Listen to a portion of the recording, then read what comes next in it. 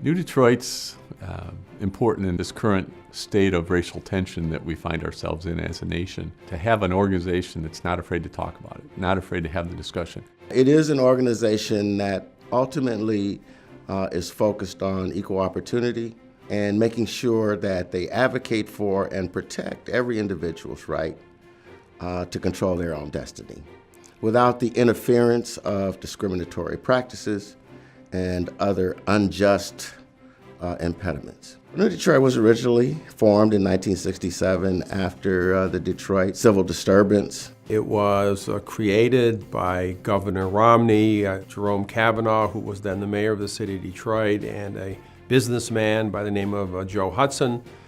And its purpose was to create a place where race could be openly discussed amongst all citizens. The first organization of its kind, business leaders, religious leaders, community leaders, all sitting down together from different walks of life to talk about what led up to the rebellion that we experienced here, what could we learn from it, and what needed to change.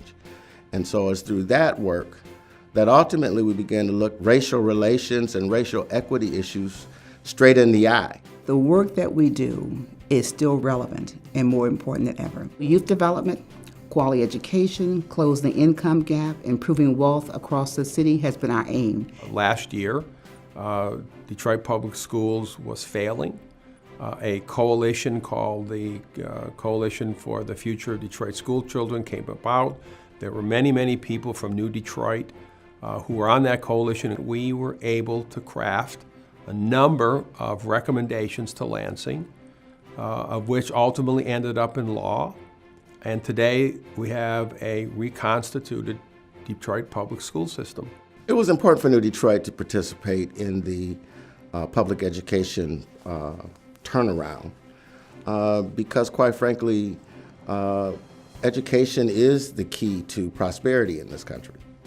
And in Detroit, we have a huge disparity in terms of opportunity as relates to poor and African American children, largely.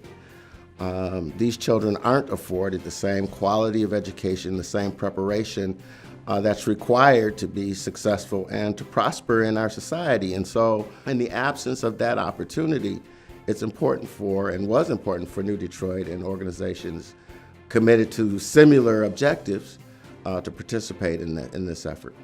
I think New Detroit's been a catalyst for change in terms of influencing institutions and individuals, in that it's been a safe place to have conversations, first and foremost. And I've always found that if you look somebody in the eye and understand really the footsteps they've had through their life and try and put yourself in those footsteps, it's a lot harder to be critical, and it's certainly impossible to hate. For me, if I am doing well in my household and my neighbor is not doing well in their household, I'm impacted by that, right? And so I think we all win and we're all successful when we can look around our city and say that in this city, every individual has the opportunity and access to a quality of life, good education, access to good jobs, access to good health care, access to safety issues. It all matters.